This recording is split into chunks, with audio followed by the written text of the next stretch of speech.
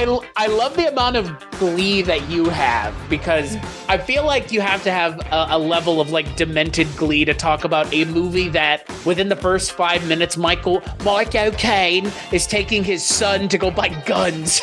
It's just like, what the fuck? This movie sets the fucking tone in a way that like was bizarre to say the least, and off-putting is probably a better phrase. Oh, this movie speaks to me. It speaks to me. I mean, you know what? I think I know what you mean, because in a lot of ways, I'm like, if I were them though, like I'd kind of be okay with this, like just like in the middle of we'll talk about it. But ladies and gentlemen, boys and girls, on this episode of the Culture Cast, I am still your host, Chris Dashy, much to the chagrin of many, and I'm joined by my good friend. He's all the way from somewhere in the Midwest, but he's a professor of film at Northwestern. Turn. Got to put the turn in there. Yeah. Where he's shaping young minds through the magic of cinema. Your friend and mine, Spencer Parsons. Hello. Hi. Hello. Hi. The amount of excitement that you have to talk about this movie, I don't know if I can match it, but I think I can match it with the amount of confusion that I bring to the proceedings. Because to finish Pirate Month, which has been, well, you were here for the beginning.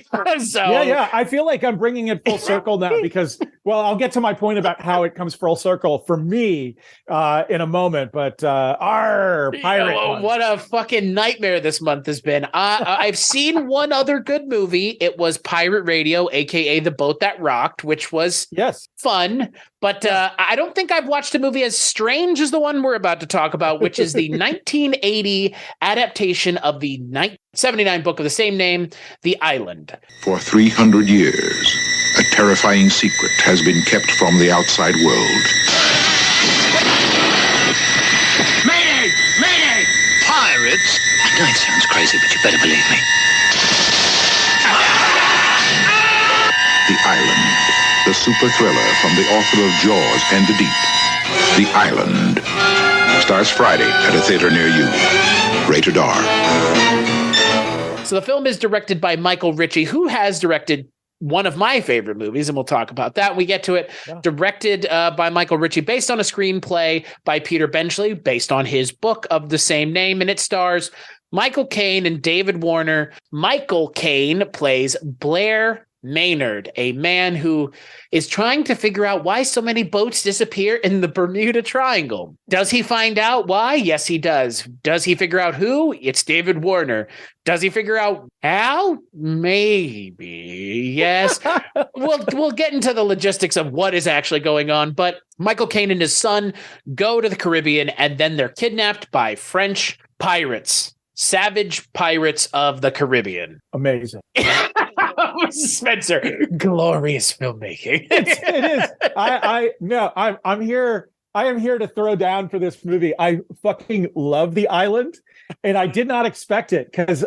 So here's something funny. Is last time we talked about this a little bit, that it was coming up in advance. I had it confused with The Deep, another Peter Benchley, which I had seen before. I had not seen The Island, but somehow the two got conflated in my mind. And so I had a wonderful surprise with this batshit insane movie that I think totally deserves a cult. I'm ready to lead the charge for midnight screenings where people bring plastic cutlasses and shout the weird pilot argot that they speak in this movie, back at the screen, frig. Talking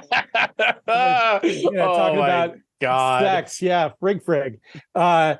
Just absolutely a batshit insane movie. I think so I like this movie so much. I read the novel to prepare for this. I enjoyed the experience of this because I had to know about some of the mysteries. And so one, I can confirm Peter Benchley is definitely one of the worst novelists ever. The novel of Jaws is terrible. I'm the biggest Jaws fan in the world, but I read that novel when I was a kid and I knew it was bad then. And I know it's bad now. And I just read The Island. And it is also a terrible novel, but it's a terrible novel that provides this amazing, crazy material for Michael Ritchie to go, just absolutely nuts with. And nuts he goes, because this, I mean, again, like, I wasn't kidding. Michael Caine, 5 minutes into this movie, is going to a gun store with his son to look at guns. And it takes place in this nonchalant world that they're constructing where nothing at any point is bothering anybody, is what it feels like. Like, none of the weird things that are going on, anybody at any point is like, yeah, this is kind of weird. Everyone's just like, yeah, like, we live in a crazy world, apparently, is what it feels like. And that is straight out of the novel. Like, it's like, maybe instead of 5 minutes, it's like 15 pages into the novel. They're in a gun store. They're having the same kind of interaction. The kid really wants him a gun. It's really bizarre. Like, I thought for sure that part of the weird tone of arriving at the gun store, the way that they do, was a matter of some kind of compression. Like, I knew that Peter Benchley had done the script. Right. So I figured, okay, well, this is sort of a, it's Chekhov's gun. This movie has so many Chekhov's guns going on in it. There's also a Chekhov's flare gun that's pretty good. And flare guns are one of those things for seafaring movies that are just like one of the worst tropes, because, like, really seriously, you can't kill with a flare gun, but somehow it always works. I don't know. I've seen enough of these movies to know that I think you might be wrong. I think you can kill someone with something that's just on fire on the end. No? Yeah, sure enough. But it's just like, it's just always like, go for the flare gun. Might be better off just throwing the flare gun at them. Like, take the flare gun and just throw it at them. Like, it would do more harm, possibly. Exactly. So we've got Chekhov's gun store at the beginning. We know that this is coming back around at the end. But one of the crazy things here too, one of the things that makes Benchley such a bad novelist, and this is the case with this novel as well as with Jaws, he does not fucking know how to end a book to save his life. Like, the end of Jaws is like, basically the shark gets tired and dies. Like, right. That's the end of the novel. Is it like the shark is, spoilers if you haven't read the novel, like, the shark has taken out Quint. It's taken out Matt Hooper in a kind of spectacularly gnarly way, and only Chief Brody is left on a sinking orca, and then the shark just dies. No wonder Steven Spielberg had to blow it up. Like, come up with the thing with the air tank and whatnot, because it's just like, and it's not a kind of, it's just a kind of ending that doesn't make any sense. Similarly here, he's setting up with this like trip to the gun store, and the gun does play into the ending, but it doesn't play into the ending nearly as well as it does in the movie. Like, I don't know whether Peter Benchley ironed it out or Michael Ritchie came up with the right idea, though I do think that the gun moment at the end that's key is definitely has the Michael Ritchie touch of the kid being backed by an American flag. And I guess we'll come back to this in a minute. So it has a Michael Ritchie touch to it that's very much like, Bad News Bears kind of territory, but now with like dangerous firearms. But yeah, so this movie has it's still kind of a wonky ending, but it's a much better ending than the book. Like, if you think the ending to the movie of The Island is bad, well, just buckle up, because the ending to the book, it has many of the same elements, but is just a disaster. Just totally doesn't work. Feels anticlimactic. Like, how did we end up here? Did you even know what this story was about? Did you just like stop typing at a certain point and decide that was the end? Well, and you know what? That is the thing about this movie that, just to jump to the ending, which I think the ending has like notes of other things that you've seen before, but it feels like a very like neutered version of it. Like, in a lot of ways, it's like, oh, we finally, the moment where he gets to turn his aggression on everybody else. It's like, and this is it. It's just like a bunch of morons standing on the deck of a boat, letting themselves be murdered by this guy. It's like, it is the equivalent of the Jaws ending in that book. I do remember the ending of Jaws where it's like the shark's just taking too much damage, and it's just like, okay, like fucking this unstoppable threat dies to this. Like, yeah. I mean, it's sort of, there's a level, at least in the ending of Jaws, there's a level of realism, but it just does not feel like the writer is commanding the sort of realism of, okay, you fought with the shark, it fought back a lot, and now it's just going to die. But it just does not have the sense that he knows what it means for the shark to die in this way or to leave off at this point or, anything. I mean, it's very similar with The Island. So I guess, like, just to back up, this movie has the craziest sort of tone. And one of the things that makes me like about it is that, and on the basis of reading the book and having seen the movie and rewatched parts of the movie in prep, I'm going to throw down that while Michael Ritchie is no Paul Verhoeven, and Peter Benchley is certainly no Robert Heinlein, the sort of subversion of somebody else's story here reminds me a little bit of Starship Troopers. Believe me, Starship Troopers is a masterpiece. I'm not comparing this in a way to say that, like, this is as good as Starship Troopers. This is definitely not as good as Starship Troopers. So don't misunderstand me in that way. However, when Verhoeven did Starship Troopers, he and Ed Neumeyer took this Heinlein novel, which was super freaking fascist, and they turned it into a satire against creeping fascism, in the United States at the time. And so it's a really, really, brilliant subversion of a text that was straightforward fascist, like not sort of crypto fascist. No. Like the fascist lessons are right in there in the Heinlein, and Verhoeven and Neumeyer transported them in.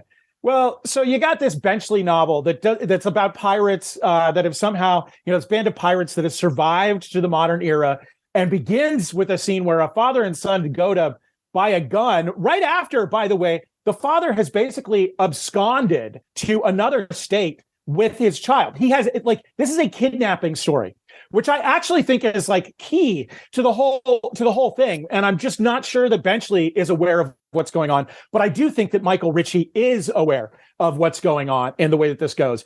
And I think Michael Ritchie is at once sort of, yes, he's bringing actually some pretty well-staged action to bear throughout the film. And there are like some really nice gory effects going on. And apparently Stan Winston, worked on this fairly early.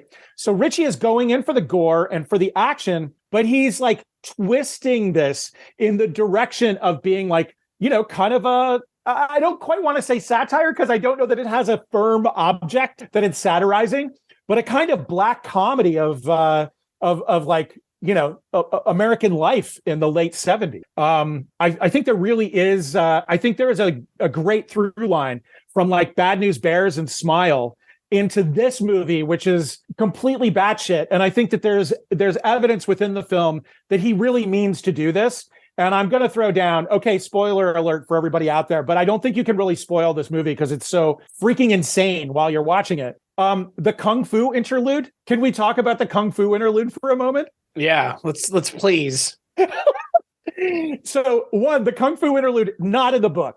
It was like one of the first things I looked for. I'm like, okay, I got to go to where they raid the schooner. So they raid a schooner full of hippie drug dealers who've got a boat full of cocaine, and they and like they take over the boat. And there's a really interesting, one of the more interesting things that I think Benchley is up to, where he's trying to make a kind of point about modern criminality versus old criminality, where the pirates have this booty, they have this amazing treasure of cocaine, and they have no clue what it is. And they throw it all overboard as the hippies are like, wait, that's worth thousands of dollars. You could you could take it. Like the hippies just want to save their lives, but the pirates are here to kill the hippies, take anything they can from the ship, burn it down, all this stuff, and they just hurl all the cocaine overboard. Well, so Michael Ritchie does an amazing thing with this, where there's a coked up crew member, and I have to assume that he's coked up because it's the only shred of sense to the entire sequence. There's a coked up crew member in a blue Speedo who arrives to try to fight the pirates off with Kung Fu, making all of these horrible fake Bruce Lee imitating sounds as he's, punching and chopping and kicking his way towards his very certain death. I mean, this guy is not going to survive. Well, it's one of those scenes where they all stand back and they let, they're like, oh, we'll let, whoever wants to fight him, go for it. But we're just all like you said, there's no way that this guy gets out of this situation one way or another. Well, and this is one of the things I love about these pirates is that David Warner is this perfect pirate king who is constantly, it's not just at this moment, this is the big one in the movie, but at many different points throughout the film, he stops people from committing violence or doing anything because let's just see how this plays out. It's like David Warner is kind of like a snarky audience member who is going, no, wait a second. It's gotten a little crazy. I just want to watch and see where this goes. I love David Warner in this movie. He's so good. I mean, he's great in everything, right? But in this, I feel like without him in this movie, it doesn't work. No, his commitment to the role of now is, again, it takes that kind of actor. And I would even go as far as to say Michael Caine the same way. The role that Michael Caine is playing is the most Michael Caine role I've ever seen him play. It's so Michael Caine in every sense of the word. What he's doing in the movie is very much it doesn't feel like an affectation of the expectations of him as an actor, but they were just be the most British dickhead possible. Do that. And there you go. It's clearly, so one of the things I love about Michael Caine in this movie is this is in a long line of Michael Caine roles where he just shows up for the money. And there was a lot of money put into this film. This is a $22 million movie in 1970s dollars. That is a really big budget. And this was a major flop. This was a major failure at the time because it cost that much money. And Michael Caine shows up and he is just doing his usual Michael Caine collecting the paycheck level best. And this is why Michael Caine is my favorite ever Oscar winner.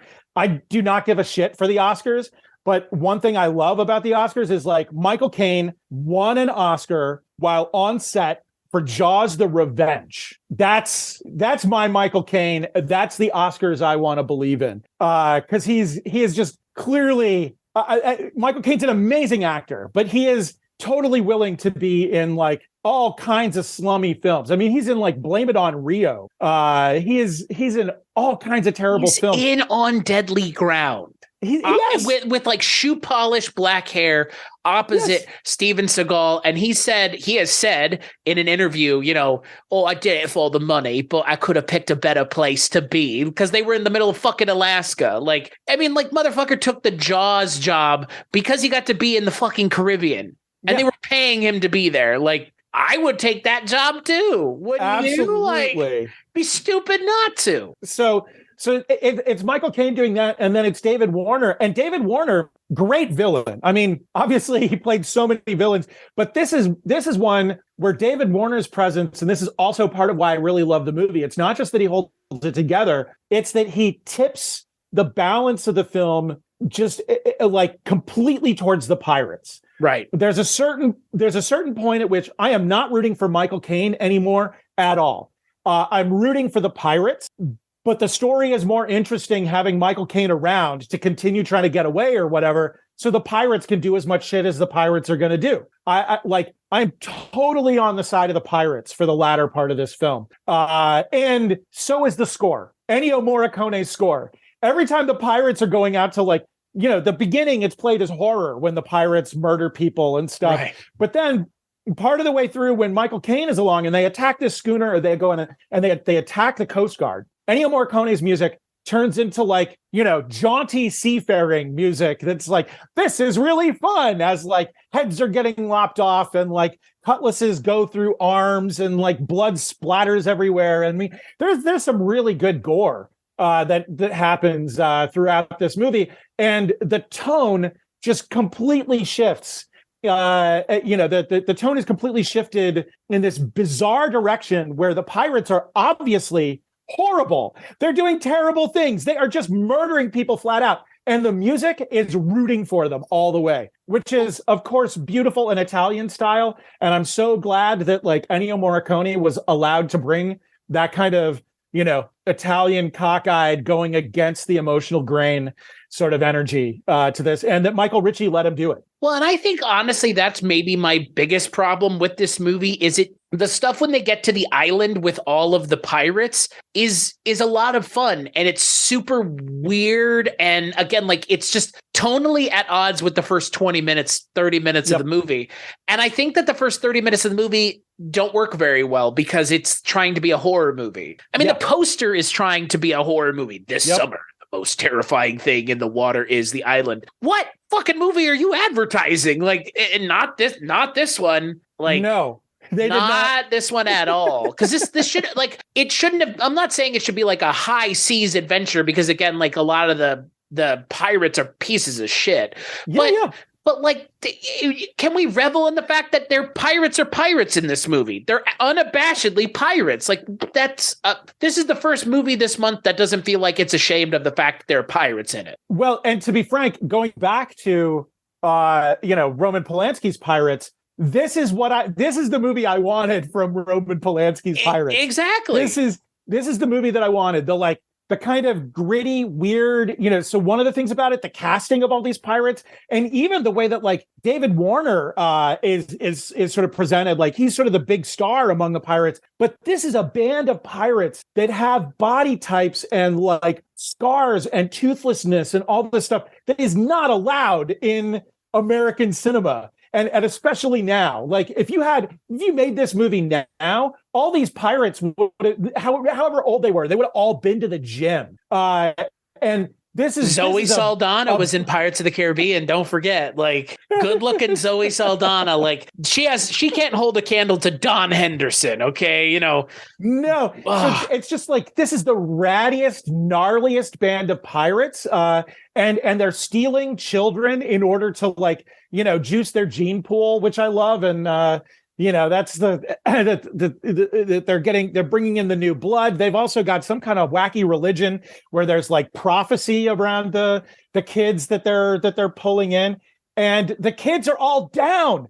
So this is another connection with Bad News Bears. The kids are totally down for going off with the pirates, even though the pirates are completely bloodthirsty and horrible and ugly and like physically repellent. Like the kid, I love that. I love that like every one of these kids is just absolutely with the pirates. The biggest conflict between kids in this movie is with each other in this movie, where like one of them is like, "Hey, I thought I was the new pirate kid," when there's another one that's come along, and so there's this like little bit of treachery among the kids. But they're sort of like they're like the dark, nasty version of the Bad News Bears, who are frankly, like for a lot of cinema, the dark, nasty version of a lot of like normal suburban kids. So it's like, Ritchie's taking the opportunity to take it even that much farther. And in particular, the son, he does not have a lot to work with for the script. He does not have a great amount of screen time. His change doesn't really make any sense, from like kind of grudging going along with dad on this adventure to like, "I hate you, dad, I'm joining the pirates." There's like, there is no change that you witness. There's simply like two different scenes where he's behaving in different ways. But nevertheless, Ritchie is actually drawing out a kind of wonderful performance from this kid who just from the first minute in the film is so he's so snide to his dad, like right out of the gate. He's like introduced reading a Playboy, which is a great introduction. Oh, fantastic introduction. And again, so 70s. So the kid's introduced like, reading a Playboy, and he's like snarky with his dad, and like their big bonding moment is like going to buy a gun. And the dad's just, I mean, like Michael Caine's not even really bonding. He's just trying. He's sort of like, "Okay, kid, I'll give you the gun if you want it. Maybe you'll love me if I buy you the gun." And then after they get the gun, it's clear the kid still doesn't love his dad, is not really going to love his dad, but then makes this hard turn into this like kind of snarling little beast who like really fucking hates, Michael Caine. And I love that. I love how that runs through this. And again, it's like what I wanted out of the Roman Polanski Pirates. The kid, that kid in Pirates ultimately has no purpose whatsoever except to kind of run around with that one girl. But in this movie, the kid is like sort of key in this like nightmare that Michael Caine is having about being a bad father. And he is a bad father. Like, that's the He's a thing. terrible Like, father. He's God, I hate when this alarm goes off. He is the absolute worst father. Like, without a doubt. Like, he is a terrible father. I mean, for his son, that's the other thing. Like, you completely understand why his son acts the way that he does in this movie. Like, yes, because again, like I was saying, like Michael Caine's such a stodgy dick. In like it really is that. Like, when I say stodgy dick, it's almost like you exactly said. Like, this is the role that he was doing for the longest time when anybody wanted him to just show up. Like, just be British, be a British dickhead. Like, and here you go. Because this character he's playing in this movie, it's not too dissimilar from the character he plays in Jaws. Like, it just like that same, just like, you're British, be British. I mean, that's kind of what it feels like. The one difference is that, like, in Jaws: The Revenge, when he falls into the water, it's like a stunt person who falls into the water, and then when he climbs back out, he's dry by the time he's back in the boat. That's like one of my favorite Jaws 4 things, where it's clearly like Michael Caine will only take things so far. Whereas in The Island, Michael Caine goes into the water, he climbs out of the water, he does all these like kind of, try hard stunts and everything. But this is a level where, like, I don't know, like maybe, Benchley's obviously like a smart guy, and all of his books are predicated on some research, so like he really researched great whites and cannot wait to show off his research about them in Jaws, and did the same thing in like White Shark. And I have also read, I'm forgetting A Beast, his giant squid book. And that's just full of like, I went to research giant squids as much as possible. And so the characters don't make any sense. The action doesn't make any sense, but there's all this like weird sort of scientific stuff about squid. And then similarly, he's really researched, pirates and piracy. And he's thinking about what would it be like for pirates to live now. And he doesn't really have like a handle on the story. So I don't know. I mean, maybe it's subliminal to him. Maybe he intended it. But there's a kind of wonderful symmetry of like the dad abducts his own kid, then has his kid abducted by David Warner, who plays now, and sort of taken in with the pirates. And it's this nightmare of being a bad father. And it ultimately could be. And, the movie probably would have failed even harder if it had the ending that I want for it, which is the kid should shoot Michael Caine in the head at the end and go off with now. Like, that's what the whole movie's been working up to.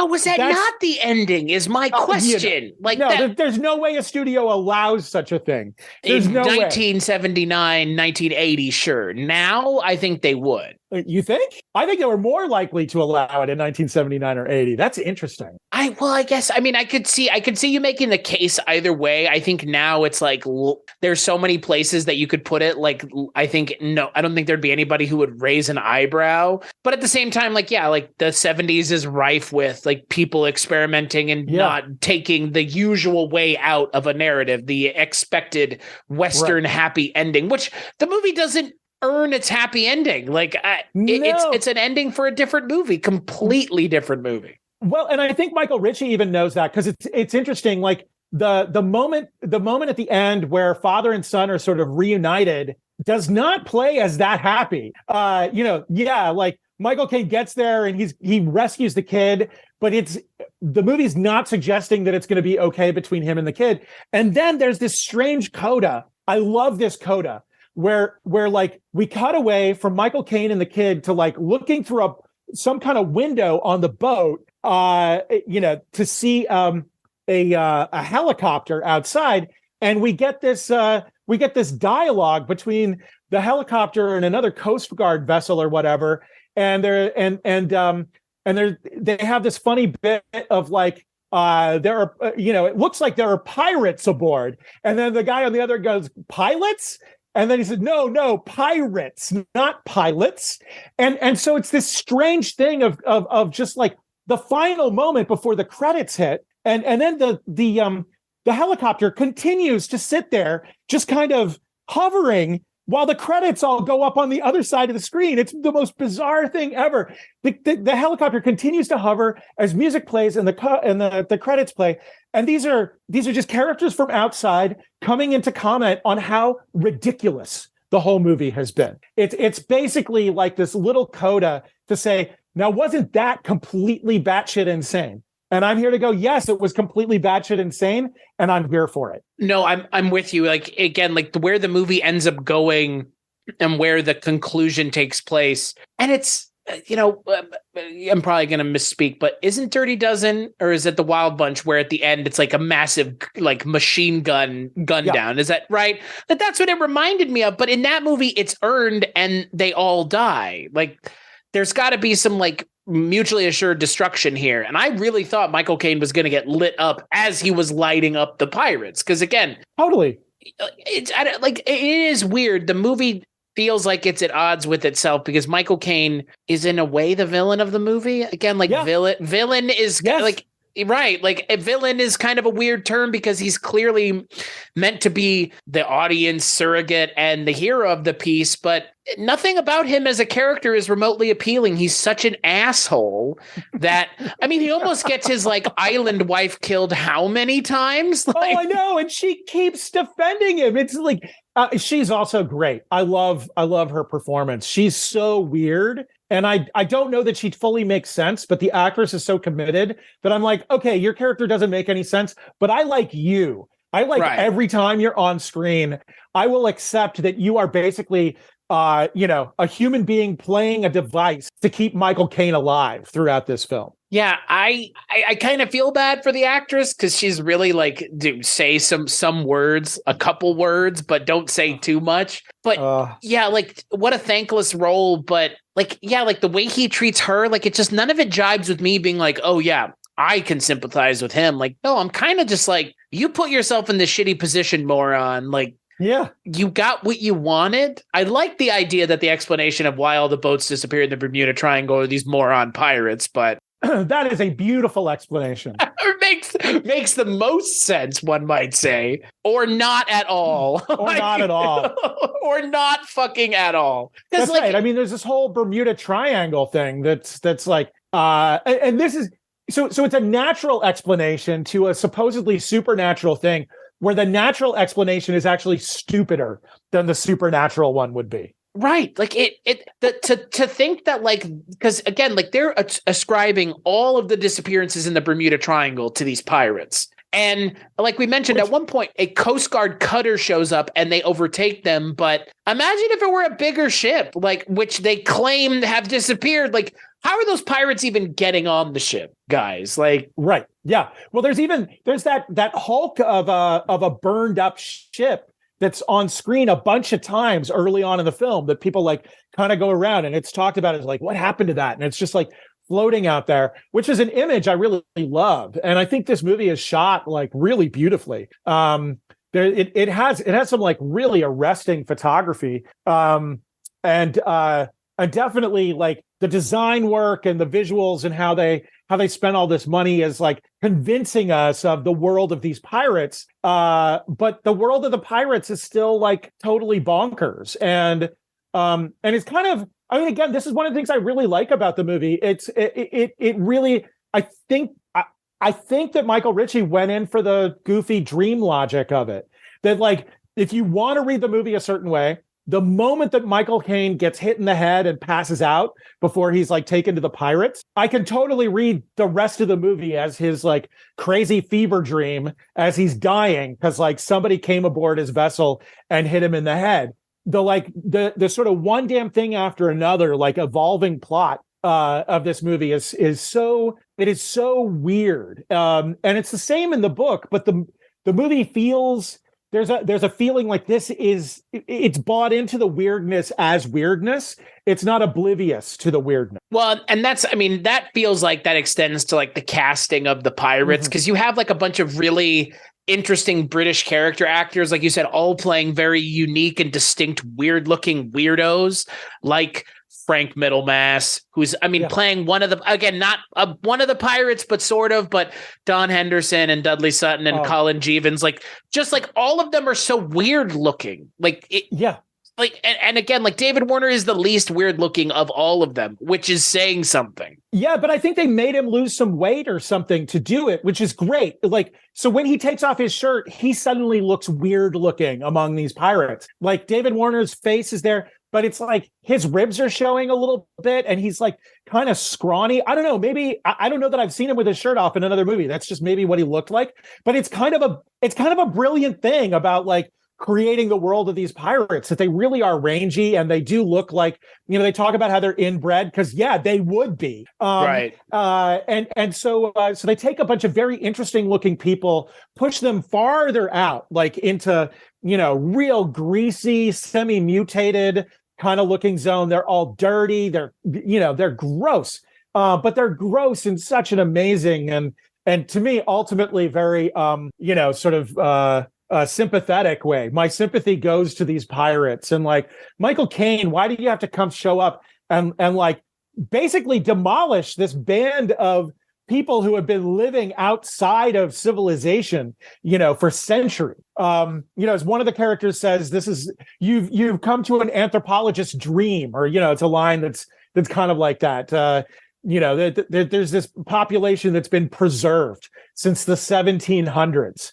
Away from modernity. It's kind of beautiful. Well, and I like the Frank Middlemass character of Windsor, this kind of, who you meet him as the doctor who, lends Michael Caine, or he's renting his boat to Michael Caine. And then you find out later in the movie, he's actually kind of not the leader of the pirates, but he's kind of like in cahoots with them. I guess he's sending, it seems like he's sending people their way. Right. But I mean, it's this interesting kind of back and forth that he has with Michael Caine, where he's like, why are they not turning on me? Because they see the value of this relationship. And like, ultimately, like, you could too if you just chilled out a little bit. Like, I don't know. Like, it feels ultimately like Michael Caine is just too uptight to fit in with the pirates. But like, if I were in this position, like, fuck it. Fuck it.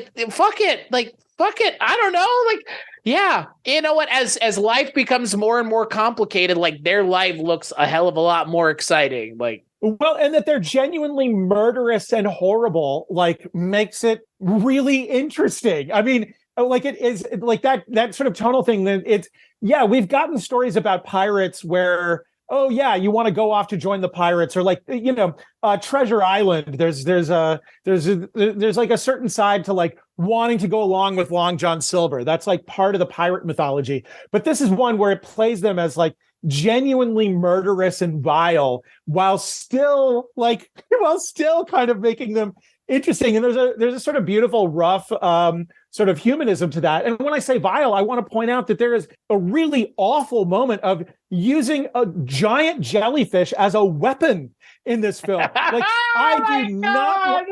that scene is nasty. This is so, I mean, I just do not even want to talk about what they do with that jellyfish. And I would not be surprised, and I would not judge somebody if that was the point in the movie where they're like, I'm out. I'm not watching anymore. This jellyfish action, too much, not okay.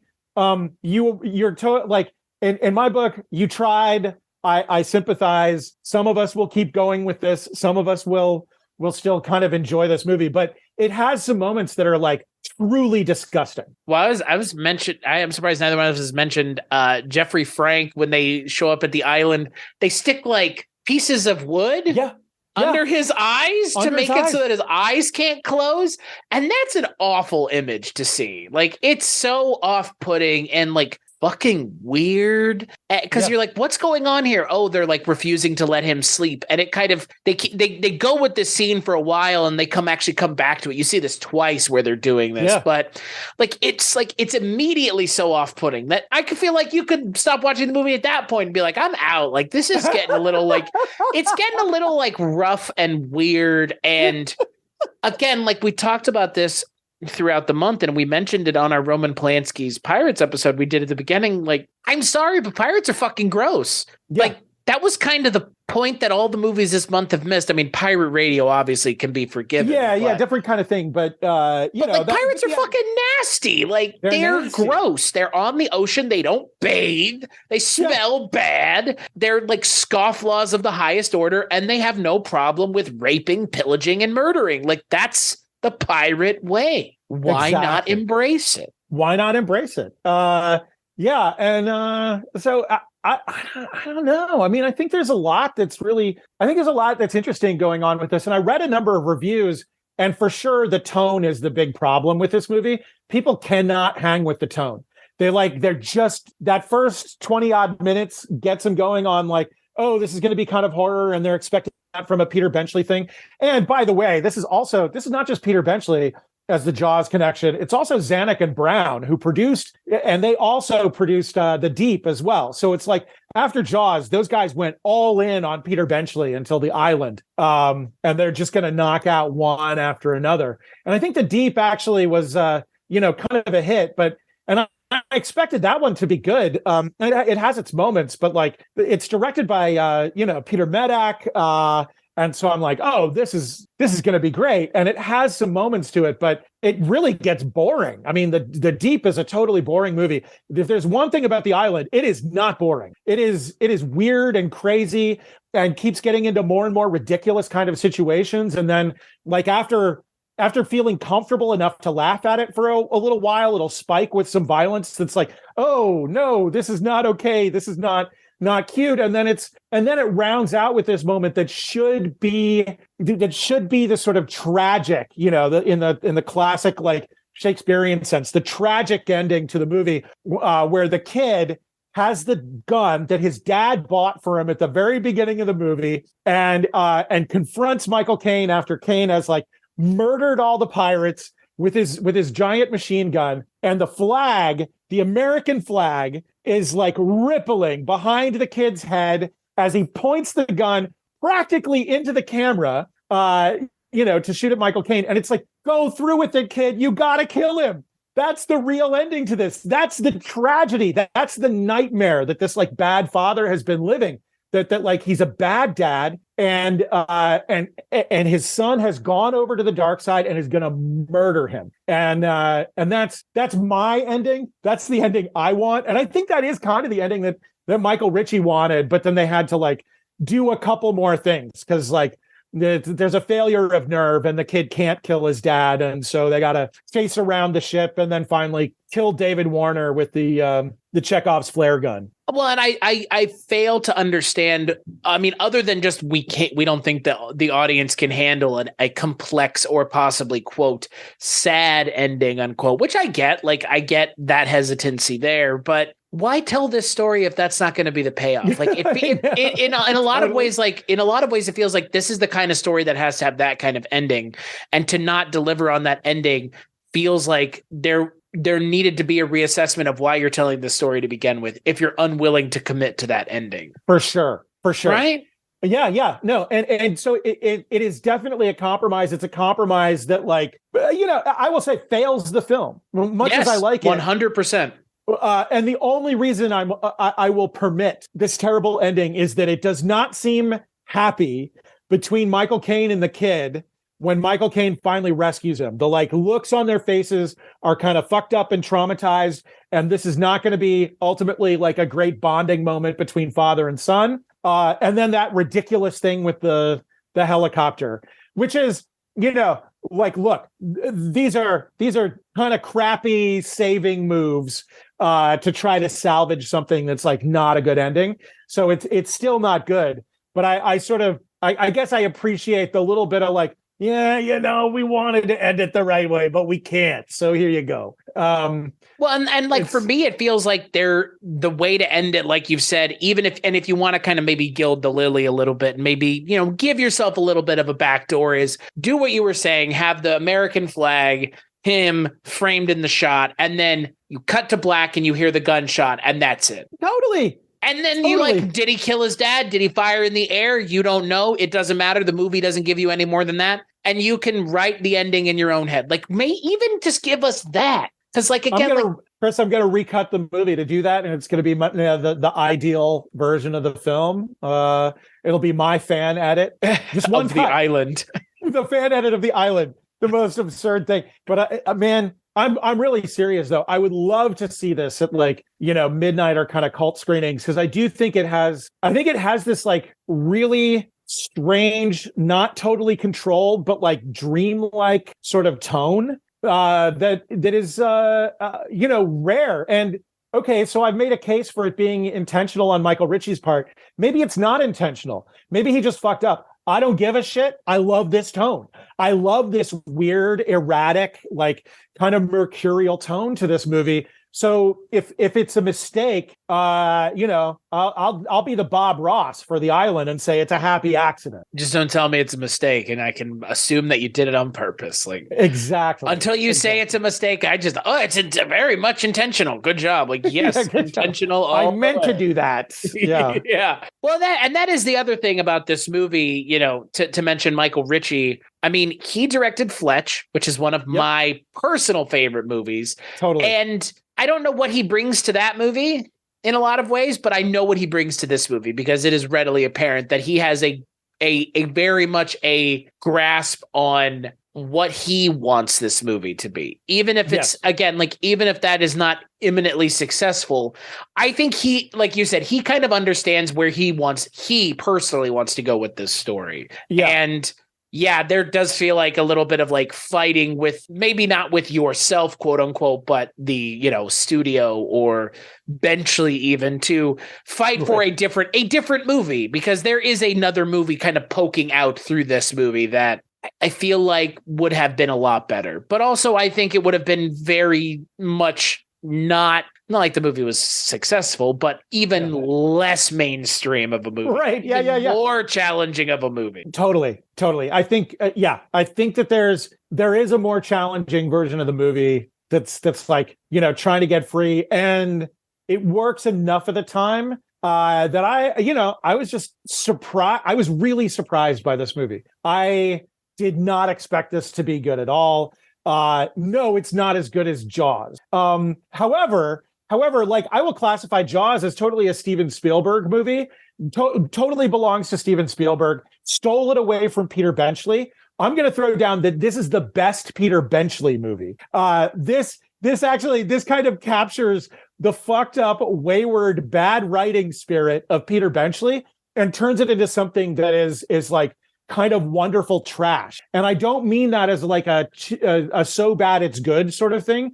This is enjoyable trash. This is like, great junk food where the flavors just coalesce in a way that, like, some hoity-toity restaurant is not going to do. Or they just pretend that sugar, fat, and salt together don't taste good.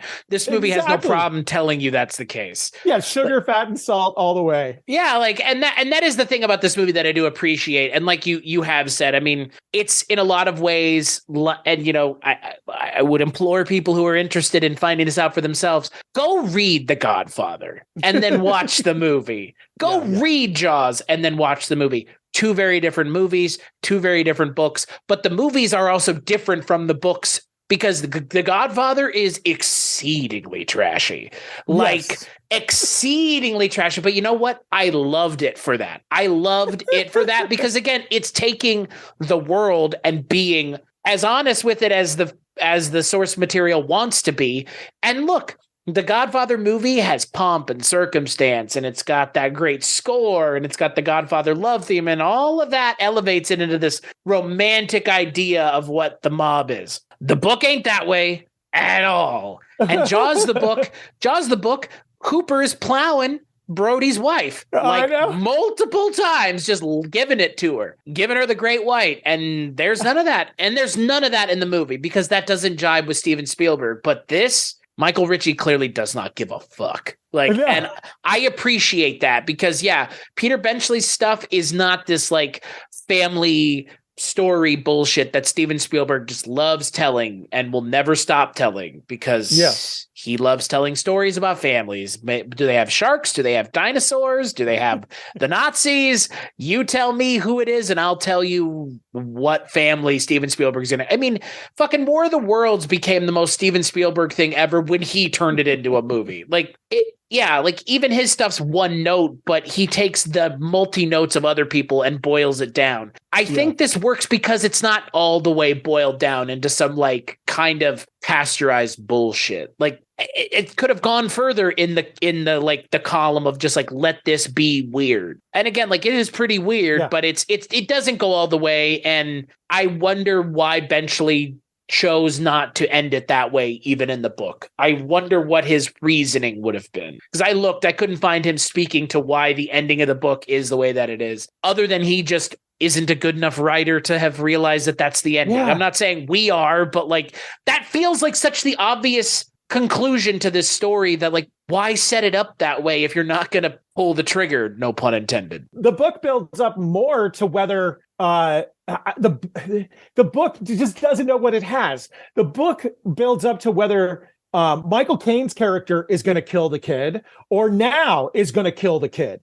Like that's the sort of weird, not exactly Mexican standoff, but like that's the weird zone that it ends up in. Like, is the dad going to be able to kill his own child? And the answer, of course, is no. But that's not actually what the psychodrama of the whole thing has been, either in the book or the movie. The psychodrama is the kid going to kill the dad? Like that's it. And eventually just sort of whiffs it and then makes it this again. Like the pirate, the pirate dies in the way that the shark does, kind of at the end of Jaws. It's like bizarre thing where David Warner's character now gets stabbed by the dad and then decides to sort of commit suicide by eviscerating him. The pirate then commits suicide by eviscerating himself, and it's like, I did not know where this comes from. This is not supported by anything that happened before. It's kind of like, I need to wrap this up. I don't know what to do with these characters. And also just has like no sense of the meaning of the whole thing. And the last couple sentences are then about like the dad and the kid kind of, coming back together. Like it's more of a genuine rescue of like the kid is grateful that his dad is there.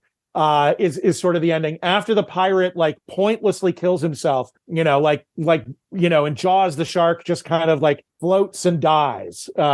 It's really bizarre to me. Maybe Peter Benchley just needed to like see a psychotherapist who could like read some of his drafts for him and go, hey, wait a second, Freud says you got to do this. And maybe the story would have come out better. Well, and that's the thing. Like, it's such the obvious ending, or at least like the obvious scenario to put yourself in where it's even a possibility. Because in the movie, that's not really even a possibility. And we see this kid murder another human being. So we know that he can do it. I mean, in that scene on the boat with the hippie drug dealers, like he does not really hesitate. No, in a way that like when it got to the ending and the ending doesn't go where it's supposed to go, I was like, well, what was the point of that then? Like, what was the point of showing that like he's this, to bring up another movie that we recently did a show on, Tusk.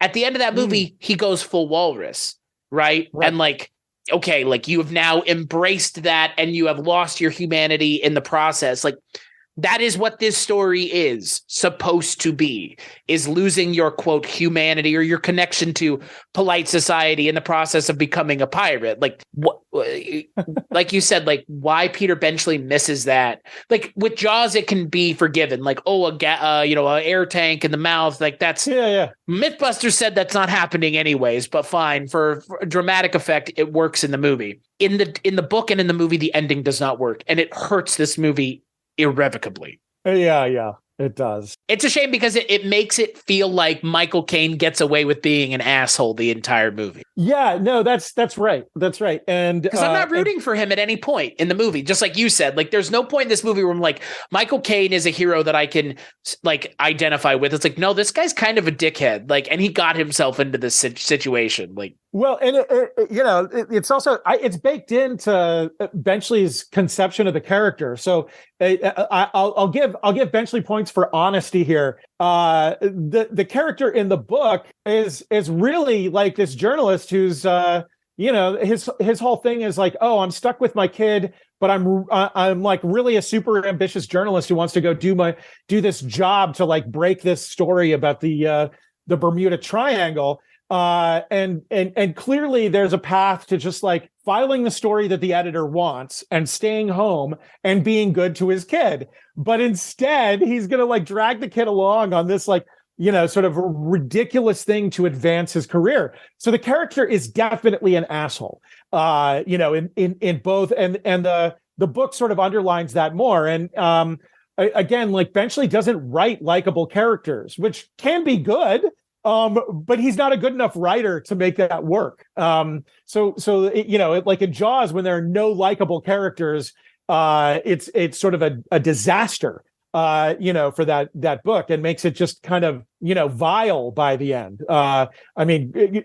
Quint is really terrible. Matt Hooper, as you mentioned, is terrible. Brody's not even that great. And then the mayor, I love this in the book. The mayor is like involved with the mob, and the mob kills the Brody's dog and stuff. I mean, it's just, it's totally ridiculous. It's grotesque.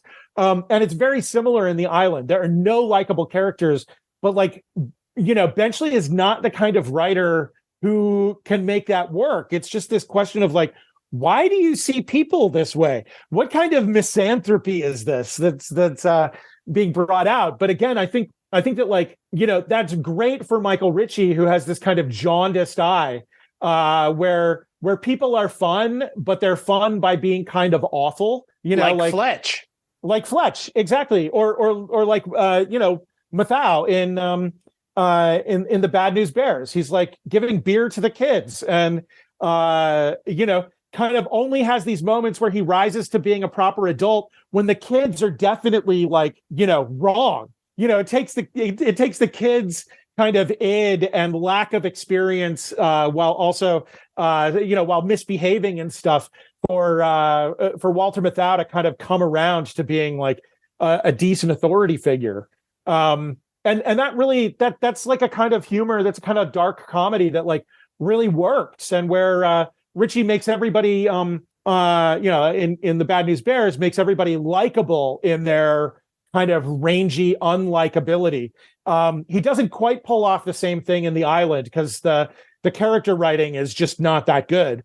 But the kid and Warner, and the whole idea of joining the pirates and attacking these vessels, it's what I want from a pirate movie. And so I'm happy to be able to come on for the last of these episodes and round out Pirate Month with some real love for scruffy, distempered, unhappy, fucked up, weird, ridiculous movie. And I'm with you. I didn't know what to expect when I picked this movie, and in a lot of ways, it's not what I was expecting. Because the moment the movie opens with these bunch of old dudes on a boat, and then they all just get diced and sliced and murdered, and it's like what is this? What? And then the next thing you see is Michael Caine going, "Almost take you to Walt Disney World," and then they don't go there and they go buy guns instead.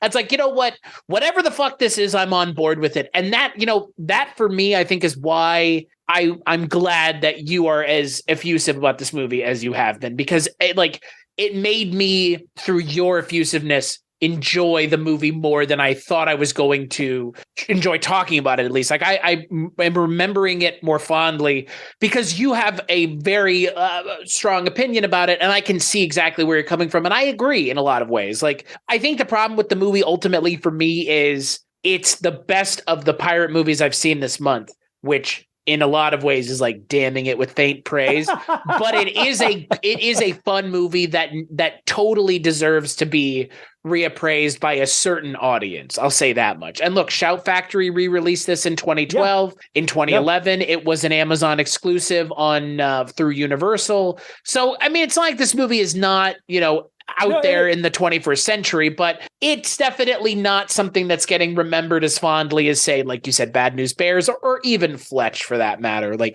Two Michael Ritchie things that are obviously a lot more well-known, or even something like The Golden Child, even those things I think get mentioned a lot more frequently than The Island. And obviously, I think the other thing about The Island is if it were anybody other than Michael Caine and it were a big name actor, I think it might get remembered a little bit more. Maybe. Yeah. Not fondly, because I think Michael Caine is perfect for what this is, but it might have a little bit more visibility because, again, one actor who's still working now doing weird things is fine. But if it were someone that was not known for these kinds of things, maybe it might push it in a kind of, well, this is something you need to check out, not just a Michael Caine completionist, which is probably the way this movie's been viewed for the longest time. I'm with you. It is a genuinely bizarre and fun movie that there's so many we didn't even mention the fact that at one point Michael Caine is holding out a jackfruit and his son just blows it up. And couldn't convince me they didn't actually do that. Like, incredible. We also haven't talked about that crazy plane crash. Oh my God.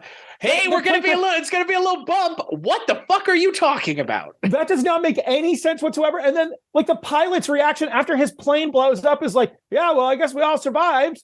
Like, what is this? Brad Sullivan is the best. Just like, yeah, well, we're here now. Like, what, are you fucking serious? What is this crazy, insane madness? It's like, it is, what the hell? Cartoon world. That's what it is. It is. It's a cartoon world. And like, seriously, on the page, that stuff is there. So Benchley wrote this and it's on the page, but it's even more sort of po-faced than in this movie. It's like, Benchley just thinks, oh, that's going to be fun to describe this plane crash or whatever. And it doesn't have to make any sense. Ritchie in doing it, like, seems to recognize that this is surreal. Right. You know, it is. Well, I mean, Brad Sullivan goes, hey, the landing gear's not down. It's like, the plane is landing.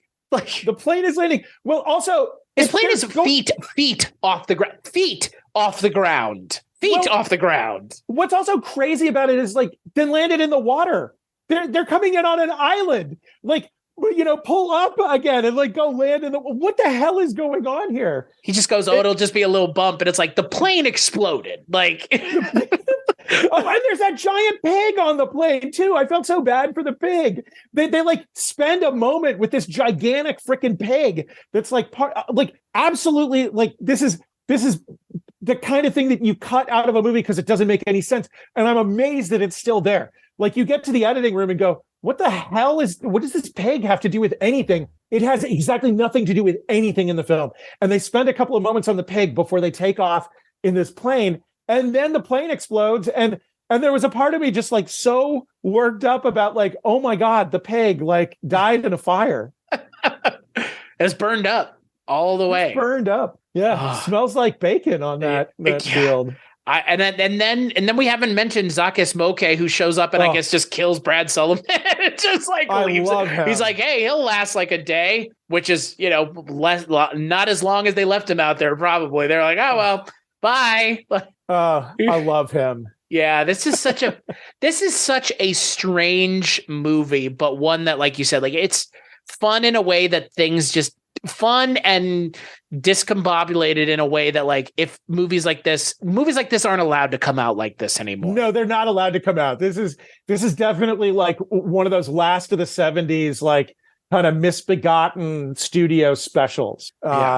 You know, where just a lot of money was thrown at something that never quite makes sense, but nevertheless, I mean, I'd put it in a category with something like The Wiz, which is another like gigantic spectacle 1970s movie. I mean, I think The Wiz is objectively like a worse film, but it's a compulsively watchable movie because all these images and like this crazy music and like the miscasting of Diana Ross and like trying to, you know, all this stuff is going on in a movie like that. This is another one. And I guess we still get these kinds of films every so often, but it really is something where like bizarre tone was allowed to run free, because part of why I think of The Wiz is because like that's a movie that has some of the scariest shit in any movie ever, and I know The Wizard of Oz does as well, but there's something like distinctly unnerving about, you know, those like weird puppets in the subway, for instance, and that nobody seemed to notice that this is like really running against the overall sort of tone. And I don't know. I love these like tonal disaster area kind of movies that I think were more common like in the 70s because people took bigger swings and were just more, you know, cinema was more willing to incorporate like a bunch of weird tones. You have like great movies like Taxi Driver out of the 1970s where laugh out loud and also like utterly horrifying within the same film, but it all, you know, fits together cohesively. A movie like this doesn't fit together cohesively, but the wildness of it is something that only is possible when you can have these like masterpieces that are of, you know, such wild, differing kind of crazy tones. Well, and it's also, I feel like now people would be apologizing for this. Like, this is unapologetic. Like, I didn't see anybody going, I'm sorry I played a pirate in The Island. It's like, I had a great time. Fuck you. Like,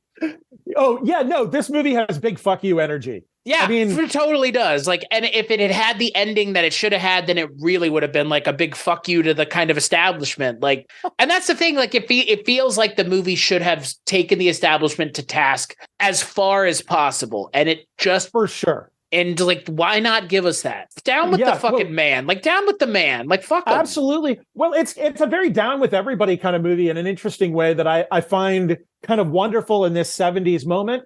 Or like 70s turning into 80s moments. So it's like 1980. Of course, when they made this, Carter is still president, but like in 80, when it gets released, we're about to have, big election for Reagan. A lot of things have turned. And I do think that it's an artifact of that era in this weird way that, like, first the pirates attack a boat full of hippies and just like slaughter them. And there's stuff about the drugs, and that of course brings out eventually the drugs are what draws in the Coast Guard to find the pirates, and then the pirates murder the government. They take on the Coast Guard, and so it's this really interesting sort of moment of being like, no, we're like, we're fine with these like outsiders totally attacking the hippies who just a few years earlier might have been played as like really sympathetic, but in this movie they're not very sympathetic. They're ridiculous. And then later we're also going to totally attack the government, and we're going to put that big American flag behind the kid when he's pointing a gun at his dad. I love how mean they are to the hippies in this movie. Just the one woman tries to leave and they just fucking murder her ass. Just no, don't bang, bang, bang. Like, oh, damn. Okay. Like, they're not fucking around.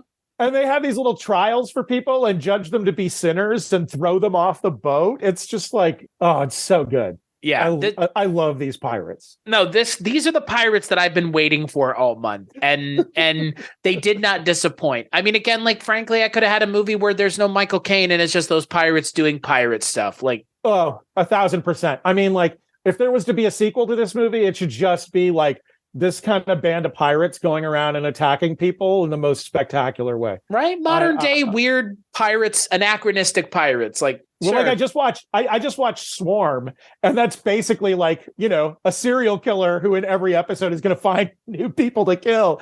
And I kind of loved it. And I would love a series that's like The Island with these kind of pirates. That's just like every episode they're going to find somebody to go, hijack and kill and, pillage and steal treasure and like, go crazy. Why not? Right? Like, these are the real Pirates of the Caribbean. These are real Pirates of the Caribbean. Yeah, like Amazon's got to get on it. They gotta make a series out of The Island. I mean, again, like, I don't adapt stuff that's good or like, or mainstream good. Redo stuff that like people didn't resonate with necessarily. Because there is a story to be told here. Like, there is, like, we've talked until we're blue in the goddamn face of what the actual story is.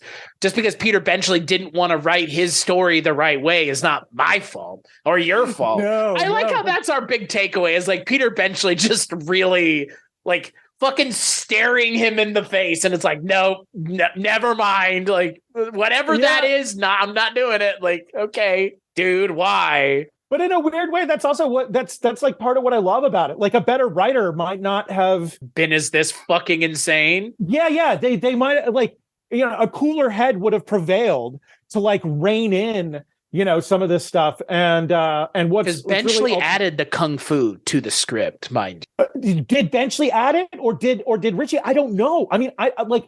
Let's assume if we don't know who did it, that it's got to be one of those two. I'd like to err on the side of Benchley because he's just putting weird shit in anyway. Just weird shit. Yeah. But the kung fu moment is just like amazing. And that, I was enjoying myself pretty well up until that moment, but it was like, at this point, this movie can do no wrong. And it like, even if it fails utterly after this, I will love this movie.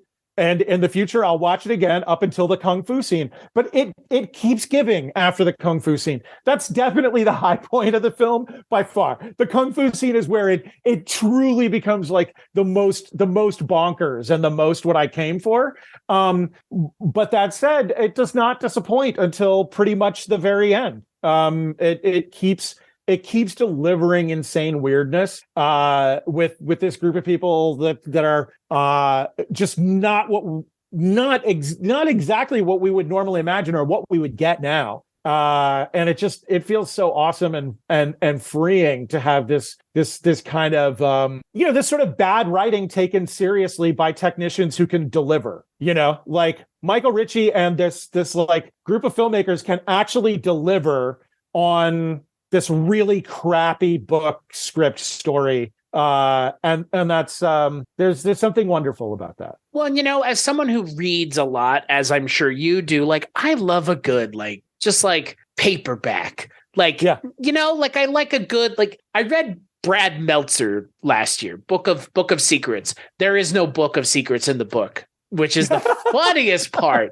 But it was the most bombastic, weirdest book I've ever read, because it does nothing, says nothing, and it's like each chapter is like maybe 5 pages, but it's just like constantly moving and doing things and like just throwing weird shit at you constantly and like not waiting for you to go, oh, this is strange. It's like bombarding you with stuff. And like in a lot of ways, it's a testament to like the attention span of people now, and like go, constantly need to see and be entertained. But I am a fan of that. And Peter Benchley very much is in that same camp of like just writing entertainment, the quality be damned. Like, he's not Michael Crichton, okay? Like Michael Crichton was entertaining, but also could write. Like, yes. Yeah. No, Michael Crichton's like a great hack writer. Really for real. Like the greatest hack writer of all time, I think, is Michael Crichton. Like he elevates premises that were paperback premises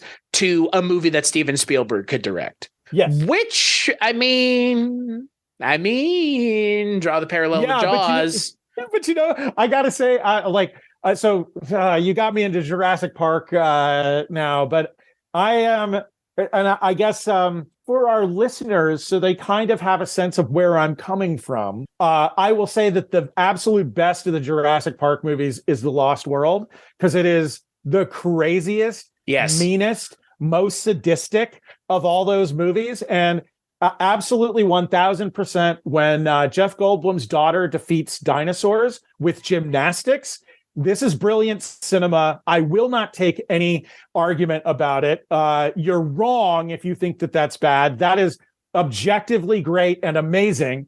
And this is the kind of astonishment that we deserve. I am a little disappointed that you are not going to bat for the third Jurassic Park movie, which has the best scene in any Jurassic Park movie. And I would like to preface my explanation of that scene with one word. Go for it. Alan.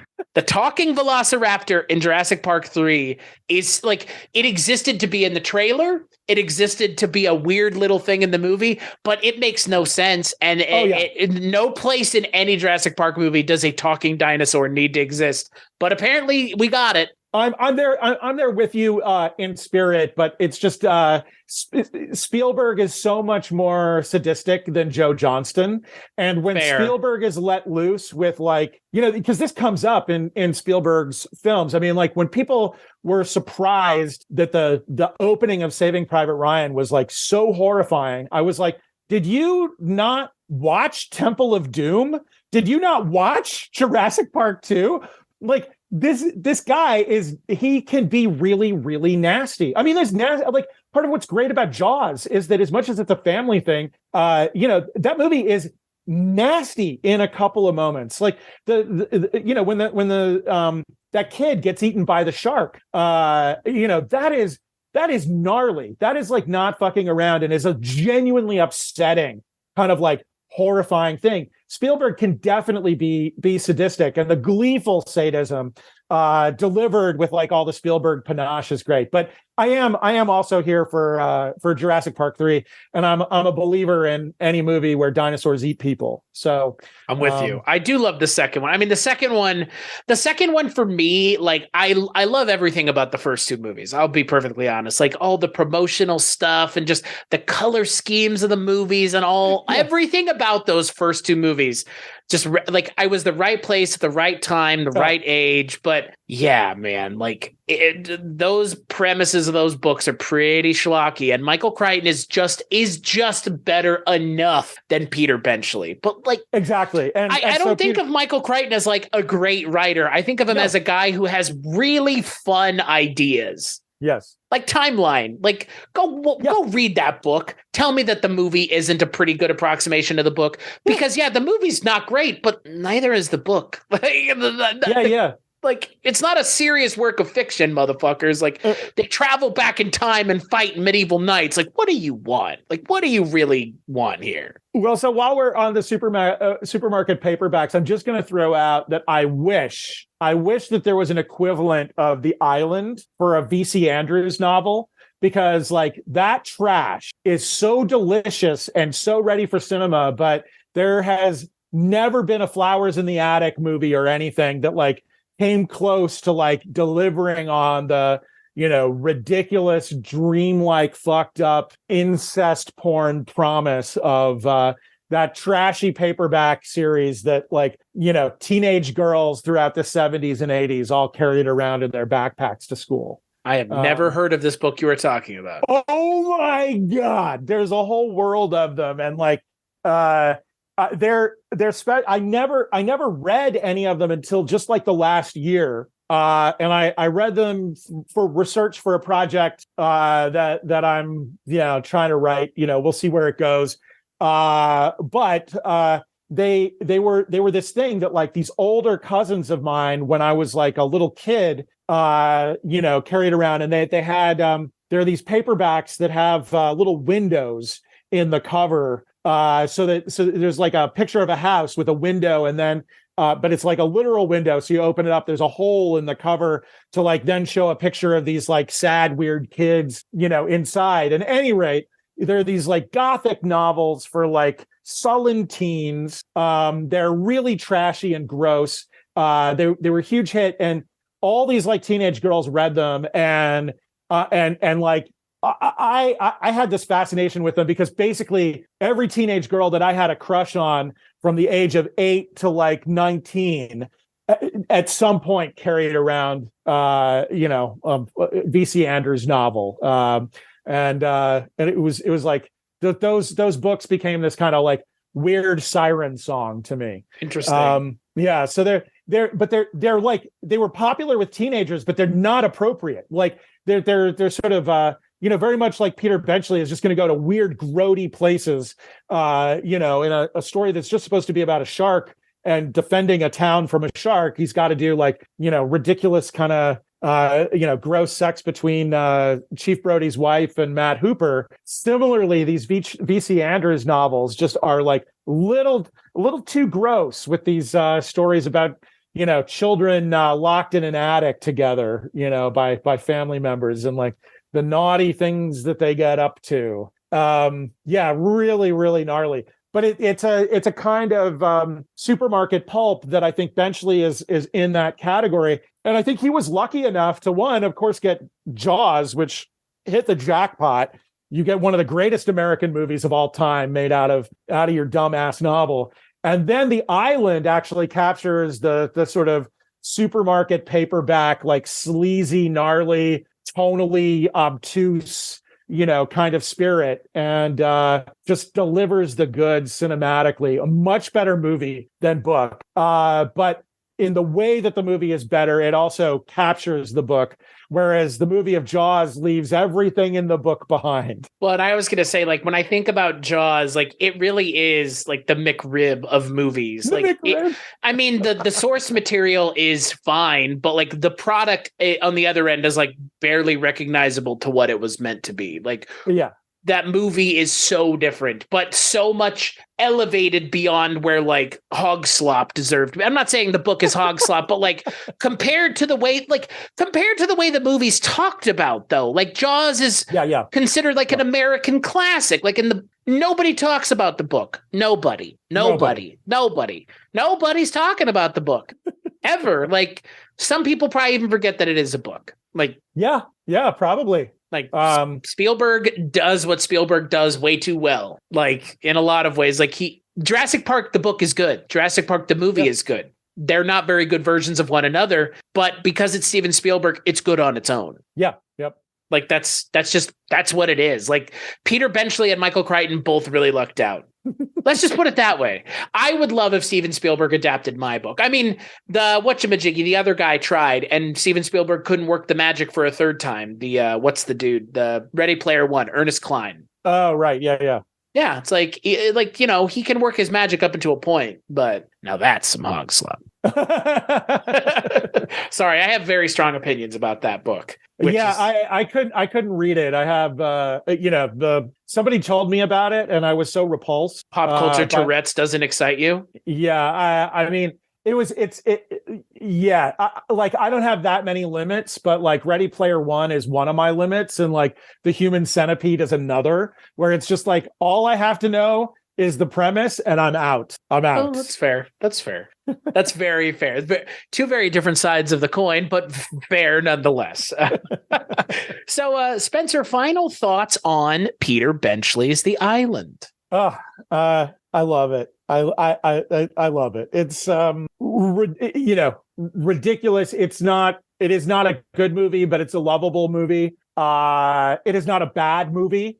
But it is a very weird, exciting, like this is the thing that we talk about when we talk about cult films. Like, I love The Princess Bride as much as The Next Guy, whatever, but like that's not a cult movie, and it kind of gets treated as a sort of cult movie sometimes, but this is the kind of like this is like a real like old school kind of cult film before people tried to make them cult, right out of the gate, or before we called certain movies sort of cult because they didn't make much money initially and then became like big sorts of classics. This is a real cult film is a little bit broken. So like to go back to something like The Princess Bride, that's like a really perfected film. It's beautiful. It's great. It has like to the degree that it has a sort of cultish devotion that people have given to it. Awesome. I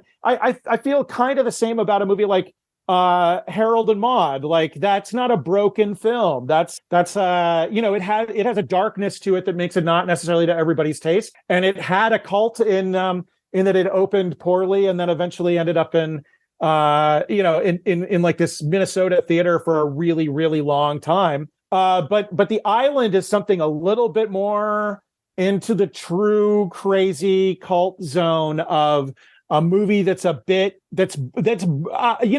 flawed and broken, but the flaws and the brokenness about it actually are what make it like really, really exciting. For that matter, Rocky Horror Picture Show, that's another that has a certain kind of cult for the performance and everything.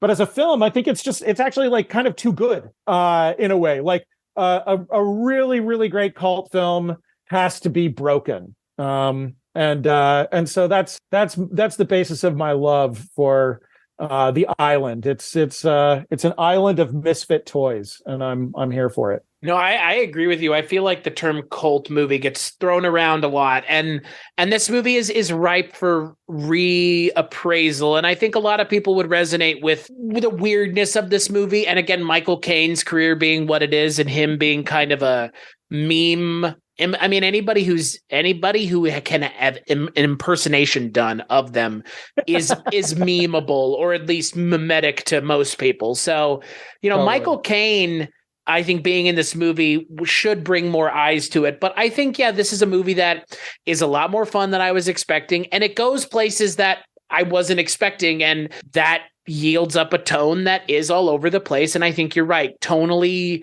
problematic movies. And again, tonally problematic based on Western film practices. Yeah, totally. Right. Like any of those movies tend to have a different audience that's willing to or wanting to ignore the genre conventions of whatever cinema you happen to be a part of. So I'm with you. This movie was a lot of fun. I had a lot of fun with it. I wish it had ended differently, but ultimately by the end of it, I was having a good time. And I think, is everybody on screen having a good time? I don't know, but the performances seem to be committing 100%, and I can't say anything but praise for pretty much everything but the ending for this movie, because it's a weird movie and it doesn't really work in parts, but it works enough that I had a good time. And hey, watching a child murder an adult right after a guy fights a bunch of pirates using kung fu, I can't do nothing wrong with that.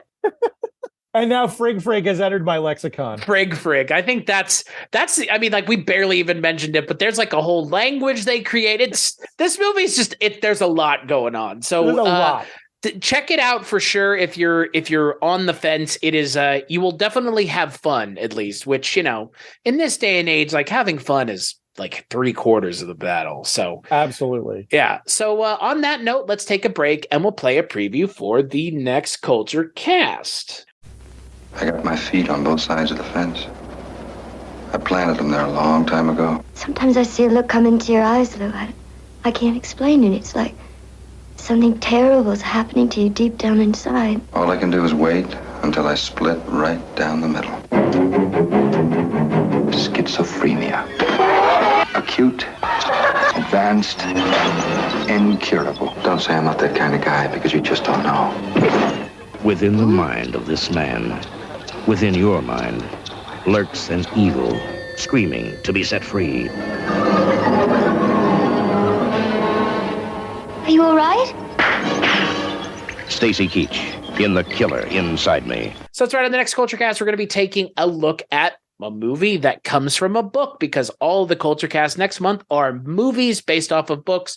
We're going to be talking about the adaptation of Jim Thompson's The Killer Inside. Not the Casey Affleck one, though. Oh. Talking about the Stacy Keach one from...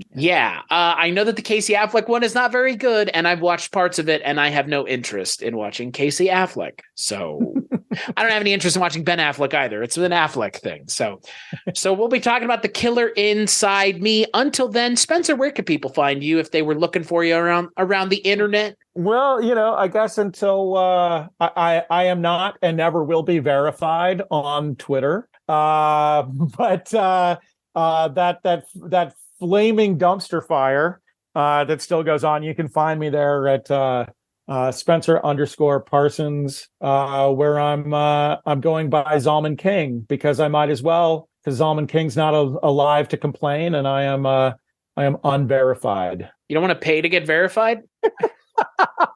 The big benefit. The big benefit that Elon Musk is now offering for getting verified is like, only if you're verified will you get For You, and it's like nobody likes For You. I'm cheering. It's like, yeah, no, of course not now. Like, I don't want that cluttering up. I don't want that For You column anymore. Like, please take that away. Oh, he's a smart businessman. He's much smarter than the rest of us. Okay, like he knows what he's doing. He's running Twitter into the ground intentionally. We swear. Wink, wink.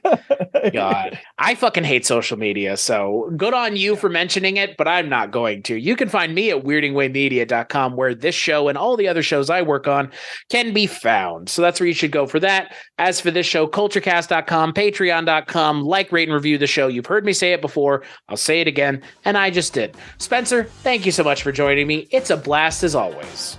Thank you. So much fun. I'm glad I got to see this movie. Yeah, me too. I'm glad that you thought this was something else too.